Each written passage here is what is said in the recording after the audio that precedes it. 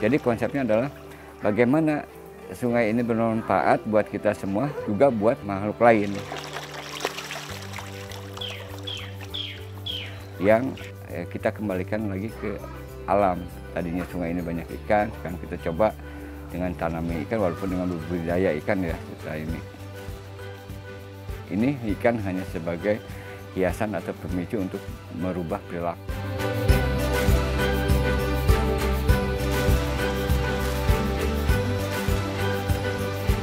Bulus yang dulunya langka, sekarang udah mulai kawin, udah mulai ada 1-2 dan besarannya udah mulai gede.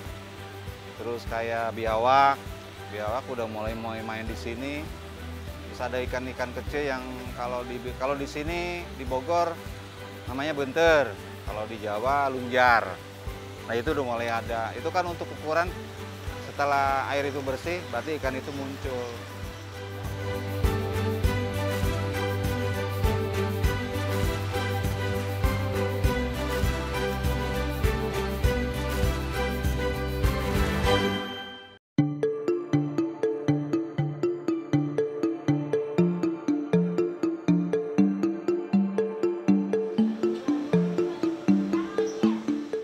Nah, EcoVillage ini memang betul-betul bagaimana menciptakan satu kawasan yang berbudaya lingkungan. Dalam artian berbudaya lingkungan itu, lingkungannya ya pertama-tama adalah bersih mungkin, dan juga bagaimana kita terutama adalah mengedukasi masyarakat tentang berbudaya lingkungan. Yang notabene memang belum mengerti yang namanya, yang rata-rata budaya itu adalah hal kesenian aja, tapi budaya itu kan sebetulnya salah satu unsur dari kehidupan kita sama-sama kan gitu.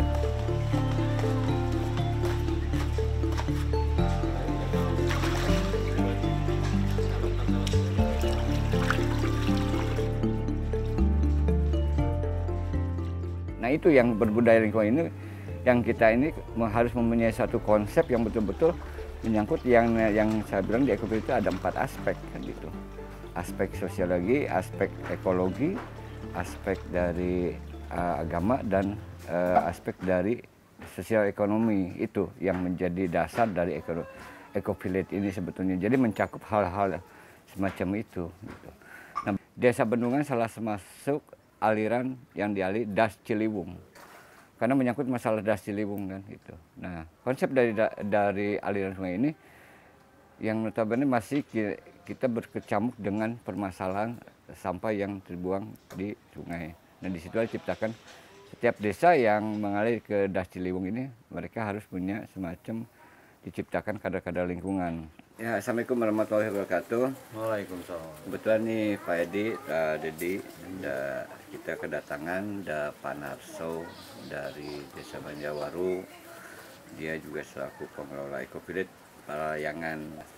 Sama ini memang juga kita harus memberikan contoh yang terbaik dulu untuk masyarakat agar mereka dapat meniru, agar dia mau berkontribusi untuk memelihara lingkungan seperti gitu.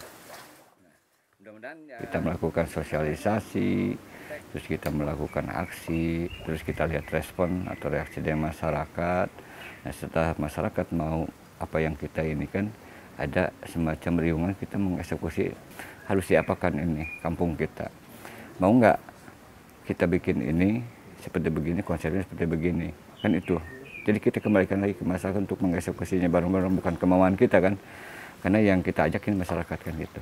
Itu inti dari pembelajaran dari semua di EcoVillage ini, kalau saya rumuskan itu.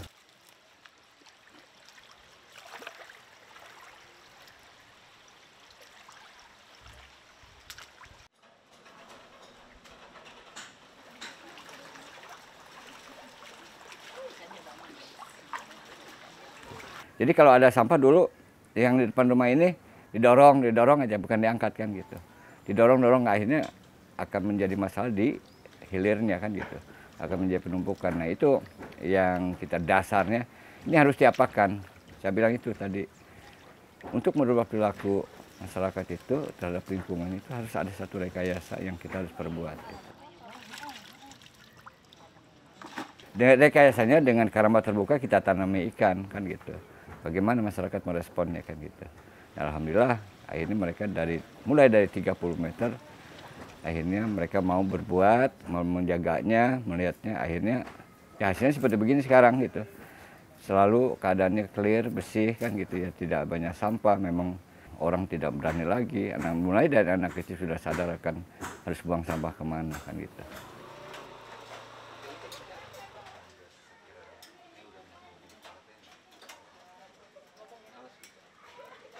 Kita melakukan itu dan masyarakat sadar bahwa kita tidak selalu adanya kerja bakti bebersih sampah dari sungai, mengangkat tiap minggu atau tiap bulan itu nggak akan beres-beres selesai kan. Karena urusannya apa? Dengan perilaku manusiaan gitu. Dan bagaimana kita mencoba perilaku? Yaitu dengan kita coba dengan karamba terbuka begini.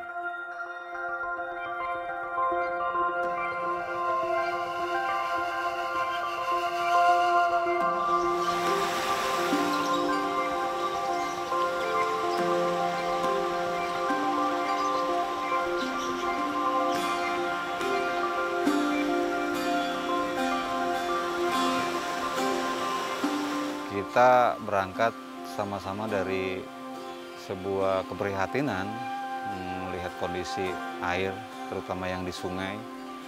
Tebing yang dulunya ada air ternyata kering karena banyak pohon yang warga manfaatkan gitu. Dari situ kita bagaimana caranya kita berusaha melestarikan alam kembali. Nah, dari situ kita mulai cari info, mau nggak mau kita harus punya wadah kan. Setelah kita banyak masukan, ya terbentuklah Ekopilik Pelayangan.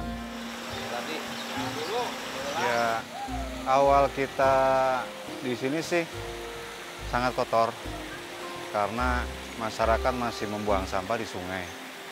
Apalagi karena itu memang kebiasaan.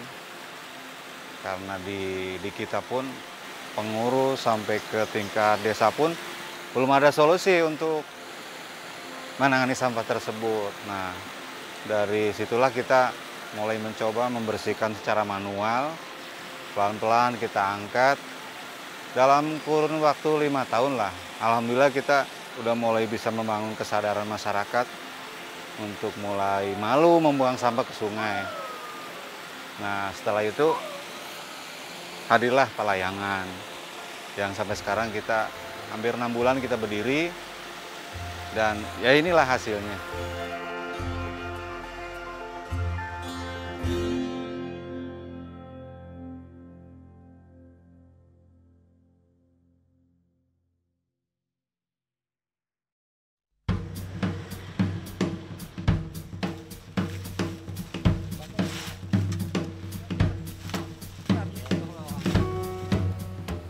Kenapa kita lebih memilih sampah? Sampah bagi kita relawan, sampah adalah satu-satunya dan nomor satu penyakit masyarakat yang kita buat kita sendiri.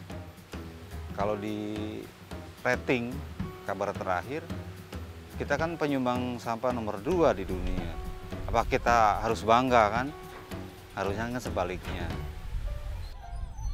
Sementara dari sisi lain, pengolahan sampah yang udah begitu banyak mengeluarkan biaya dari pemerintah ternyata belum maksimal.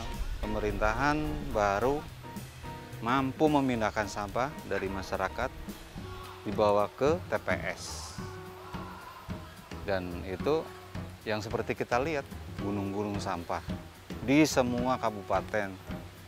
Dan mirisnya lagi sekarang bukan di kabupaten aja, setiap titik 1 RW minimal ada 2 titik gunung sampah. Dan itu kebanyakan kan tanah orang, bukan tanah pribadi. Orang membuang karena ada lembah, karena ada tanah kosong. Kita pengen dan kita harus bisa menyelesaikan masalah persoalan sampah di masyarakat secara tuntas.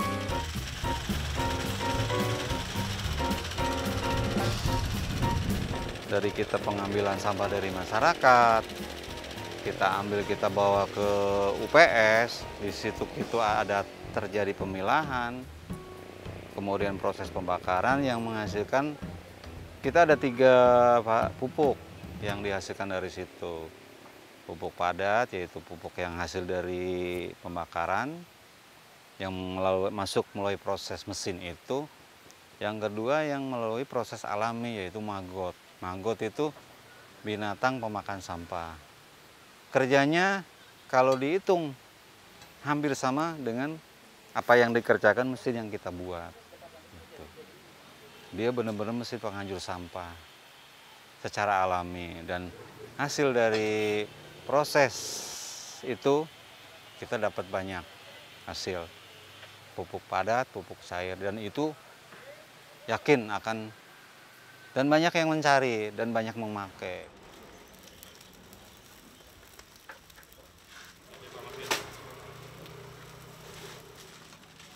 Sisa pembakaran plastik akan kita gunakan. Itu kan buktinya bendungannya itu dari hasil itu. Artinya ada gunanya. Artinya sampah bakal nol. Kalau kapasitasnya itu sekitar 1 kali masuk pembakaran, itu sekitar 200 kilo. Kalau suhunya udah maksimal itu sekitar 900 derajat. Dalam 4-5 jam itu bisa membakar 1 ton sampah kering. Artinya sampah yang udah dipisah oleh masyarakat. Plastik, kertas, kayu-kayu gitu paling.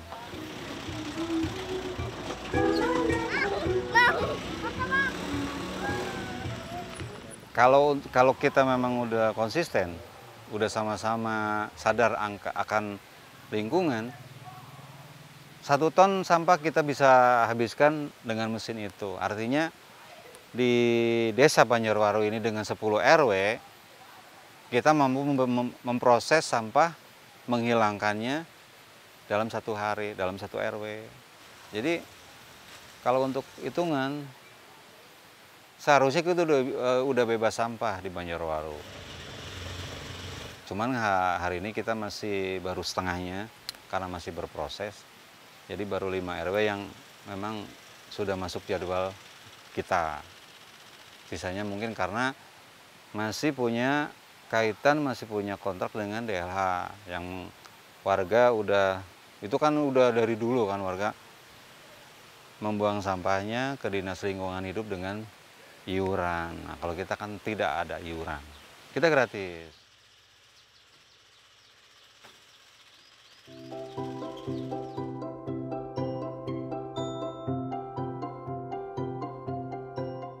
Assalamualaikum anak-anak, ibu.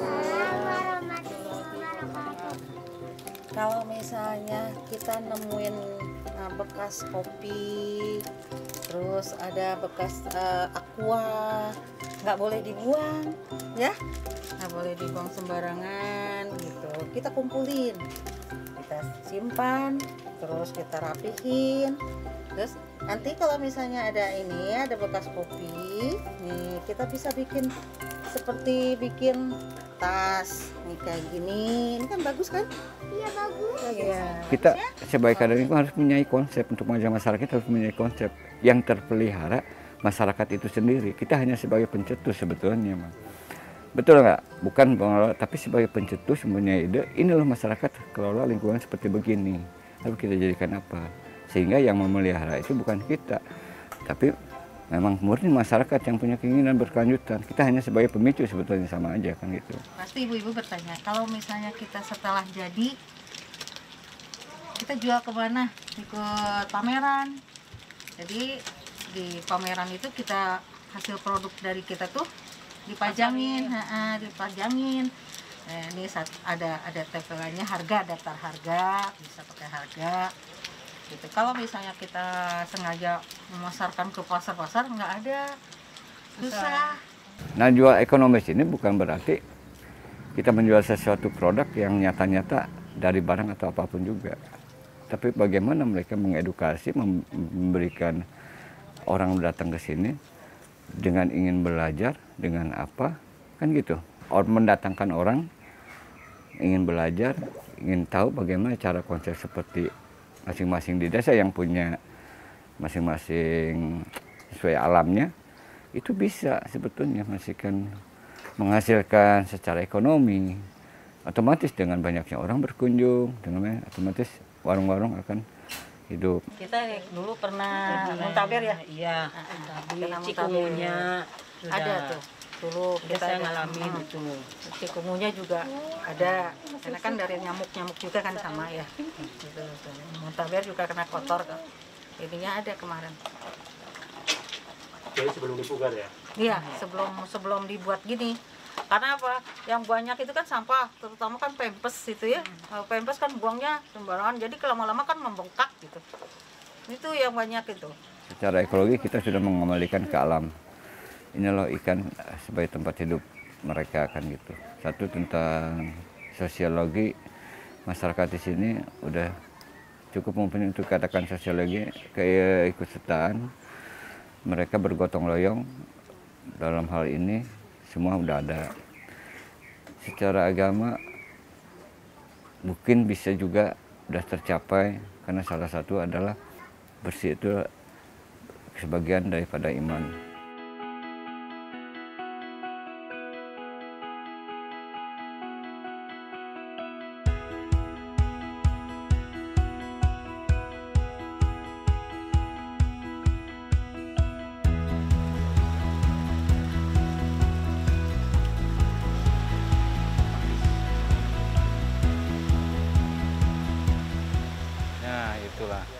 Itu cukup usaha yang keras, untuk meyakinkan mereka mau menjadi seorang relawan.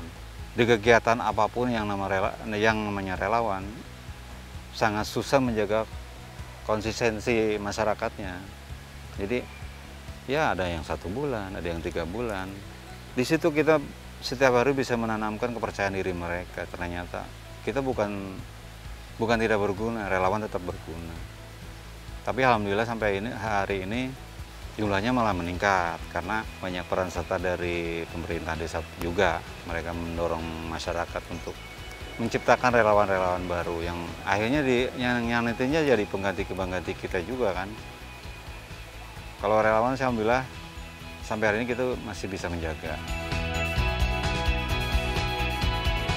Kenapa ekopilek yang lain mati suri? Mereka ada tapi mati suri. Karena yaitu tujuan dari mereka. Mereka bukan penggiat, mereka hanya jelmaan, hanya ciptaan. Kan tapi sekarang udah dihapus. Dulu kan pemerintah menguncurkan dana untuk ekopilek. Sekarang nggak ada. Karena itu rata-rata orang membentuk ekopilek sekadar untuk menurunkan uang yang ada. Setelah uang itu ada ya mereka hilang, mati suri.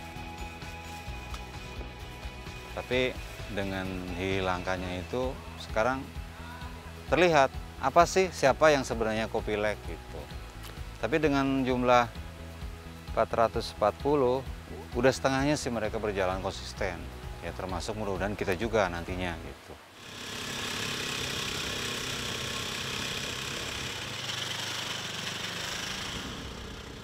Satu RT harus punya perwakilan 1 orang sebagai relawan yang akan mengurus sampahnya di wilayah masing-masing. Setelah itu terjadi, kita akan memungut sampah mereka di titik yang sudah disediakan. Dan itu dalam kondisi yang sudah terpisah. Karena kan peran mereka bukan hanya mengumpulkan yang diperwakilan di masing-masing RT, tapi edukasi, sosialisasi, di situ. Kita berusaha memberi solusi. Kita bagian dari solusi. Yang tadinya mereka bingung, mereka sekarang udah mulai lega. Tidak lagi memikirkan sampahnya mau dikemanakan. Kalau mereka beli harus beli pupuk Korea yang dengan harga satuan per kilonya udah jelas. Dengan apa yang kita berikan mungkin sedikit membantu mereka. Dengan mengurangi anggaran, pupuknya nggak usah belilah, gratis dari kita. Termasuk kayak pupuk cair kan itu lebih ke tanaman hias, tanaman yang untuk koleksi lah. Tapi kalau pupuk padatnya untuk lebih ke pertanian atau perkebunan. Itu untuk ekopilek ke depan, kira-kira apa nih program kita ya? Pengembangan usaha.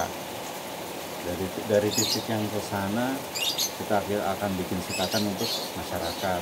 Jadi Untuk kolam ya, iya, untuk jadi ada budidaya ikan ya. nilai ekonominya di situ. Kira-kira Semenjak kita jalan dari kalangan manapun kita memang belum ada yang ikut support secara dana untuk operasional. Tapi juga kita nggak patah semangat juga karena kita memang udah punya janji masing-masing untuk bagaimanapun kita harus jalan. Dari situ paling ya dari relawan juga, dari masyarakat yang menyumbangkan uangnya. Ya namanya sumbangan kan variasi lah. Nah dari situ untuk beli bensin, untuk beli oli, untuk beli kita kebutuhan sehari-hari dari situ. Kalau untuk ukuran cukup, saya rasa nggak cukup, tapi sampai hari ini kita masih jalan.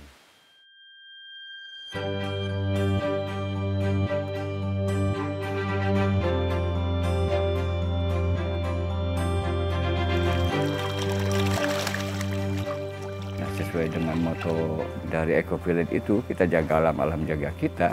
Nah, itu menjadi salah satu untuk masyarakat, ayo kita berbuat sama, berbarengan dengan sosial budaya dan kapasitas dari desa itu sendiri, apa yang bisa diangkat, ditonjolkan.